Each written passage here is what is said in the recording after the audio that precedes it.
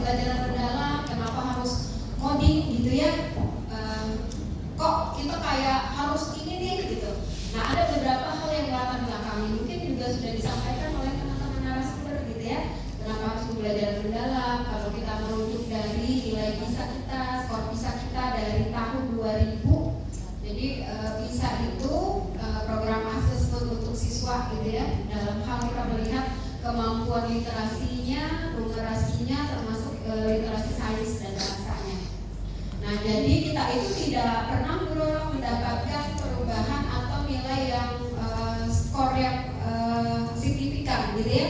Jadi kayaknya stuck di situ aja. Kita pernah sih di PISA tahun berapa itu agak naik gitu ya skornya, tapi begitu turun lagi. Nah, sampai dengan PISA tahun terakhir itu 2022 pada masa COVID itu juga nilai kita turun gitu. Jadi kurang lebih PISA 22 tahun tidak ada perubahan yang signifikan terhadap kemampuan dari para siswa kita.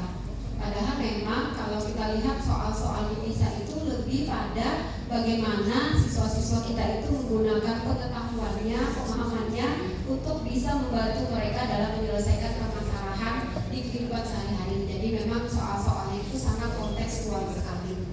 Nah, makanya mungkin di kita lebih banyak hafalan-hafalan gitu ya. Rumus hanya menghafali rumus saja. Lalu soal yang kita buat juga ya benar-benar soal yang benar-benar soal gitu. Kalau misalnya mencari luas dari suatu bangunan ya panjang kali lebar.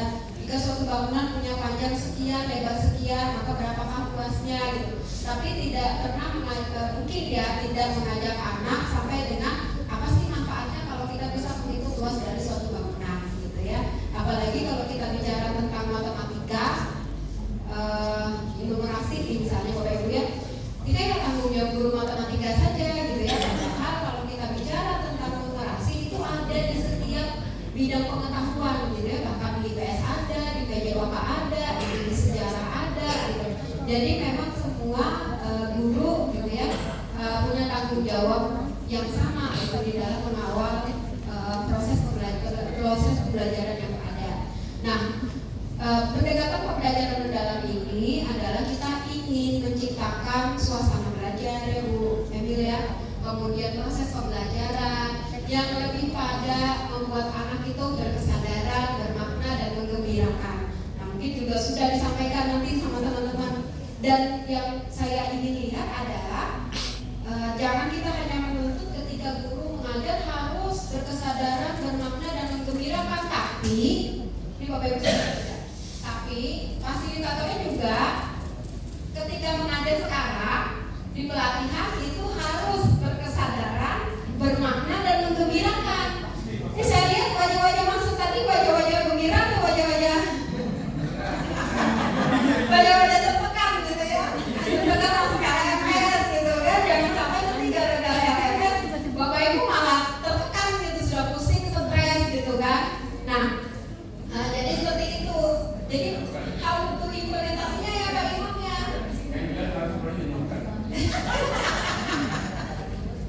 Nah seperti itu, apalagi kayak Pak Imam tadi sama saya curhat gitu.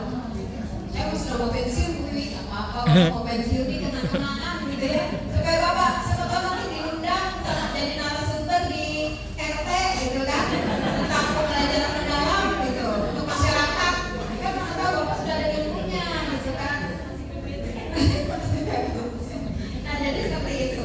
Itu Bapak Ibu ya, jadi pastikan juga nih saya titip ke teman-teman hasil bahwa ketika memfasilitasi juga harus yang bermakna, berkesadaran dan menggembirakan ya. Karena nanti kita tuntut gurunya harus implementasi, tapi outputnya bagaimana sih ketika kita memfasilitasi siswa itu yang memang berkesadaran, bermakna dan menggembirakan. Nah, lalu kenapa Bu Wiwi harus seperti ini gitu ya, harus pakai dana bos gitu ya. Kami juga sangat tahu ya Bapak Ibu bahwa Bapak Ibu itu pasti sudah punya perencanaan strategis terhadap pemanfaatan dana bos, baik itu bos kinerja maupun bos reguler, ya kan? Wah sudah direncanakan untuk ini, sudah direncanakan untuk itu, tapi kok ternyata disuruh PM nih, coding nih, gitu ya. Nah jadi Bapak Ibu, kenapa harus ikut yang istilah diselenggarakan oleh kementerian. Jadi yang Bapak Ibu ikuti sekarang ini pola yang diselenggarakan oleh kementerian Bapak Ibu, bukan BGTK sendiri, bukan BGTK Kaltim ngatur BGT RMS, enggak gitu. Jadi ini sama ya, sudah standar se-Indonesia.